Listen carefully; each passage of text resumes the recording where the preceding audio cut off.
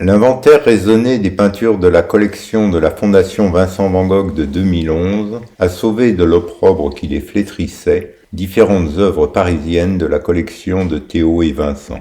3. Un paysage et 2 natures mortes sont toutefois restées à l'écart, classées parmi les Rejected Works. Elles sont officiellement des peintures de contemporains obtenues par échange ou autre acquisition. Le paysage à Montmartre, d'abord référencé F233 dans les catalogues, suspecté par Bogomila Velch-Ovcharov en 1976, a été écarté dans le catalogue du musée de 1987. Il lui est fait grief d'être peint sur une toile plus fine que celle que Vincent choisissait d'ordinaire, mais cela est sans portée, car, à Paris, Vincent se fournissait à la demande. L'exploration technique qui a sauvé les portraits, pourtant dans les mêmes teintes et dans les mêmes nuances, n'a pu lui bénéficier. Il serait confus, réalisé par un artiste égaré ne sachant pas au juste ce qu'il représentait. Cela est pourtant en contradiction avec une préparation inhabituelle du ciel qui semble indiquer au contraire que le peintre savait exactement où il allait.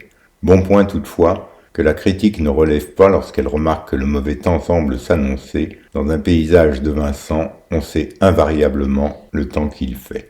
Selon les auteurs du catalogue, le petit paysage serait apparenté à une peinture de Thomas Fabian, collègue de Vincent à l'atelier Cormon, échangée par les deux peintres, assez pour que l'hypothèse d'une possible attribution à Fabian soit risquée. Cette éventualité ressemble à un choix par défaut, faisant fi d'une évidence.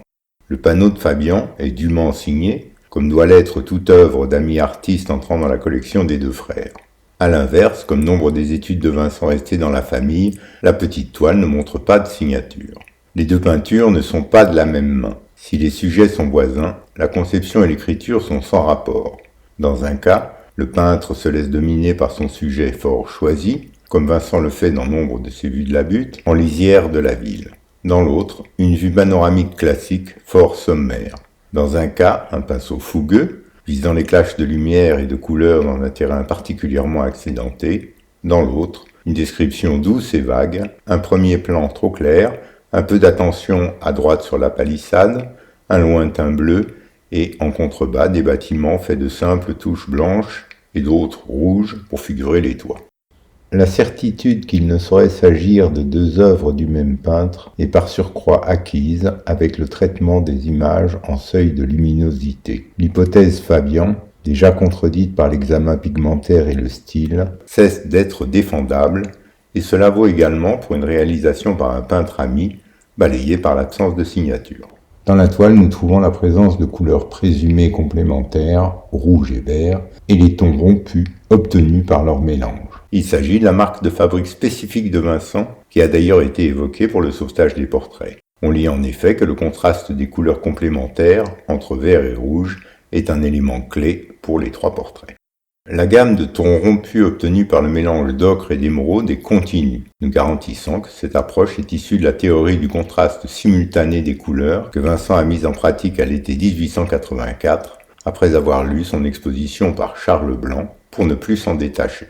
Aucun des peintres avec qui il est en contact à Paris ne procède de cette manière. Pourtant, nous trouvons dans la palissade du tableau de Fabian cette approche vert et rouge mêlée. Il s'en déduit que Fabian a peint un peu à la manière, sur les conseils ou sous la direction, d'un Vincent connu pour accabler ses amis avec sa fameuse méthode. C'est, selon toute vraisemblance, la raison pour laquelle le panneau se retrouve finalement dans la collection de Vincent. Quoi qu'il en soit, il ne reste que le choix de retourner à l'ancienne attribution, avant la crainte de la présence d'une intruse et l'hallucination collective qui a suivi. La vue de Montmartre est bien une toile de Vincent.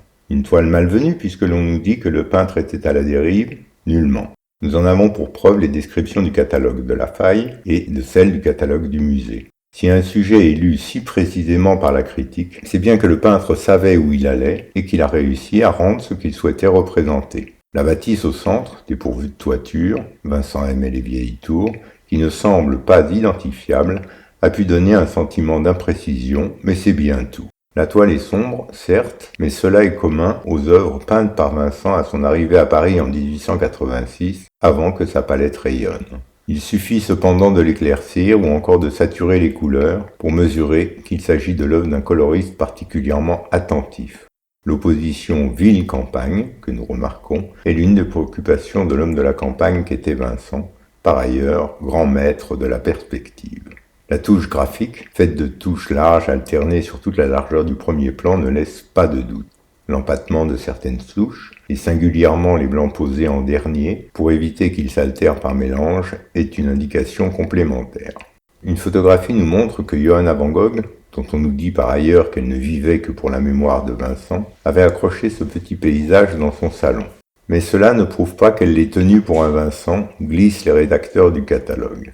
Forte présomption tout de même, on la voit mal dire à ses invités qui venaient contempler les Vincent sur ses murs « Attention, celle-ci n'est pas de lui, mais d'un peintre inconnu ».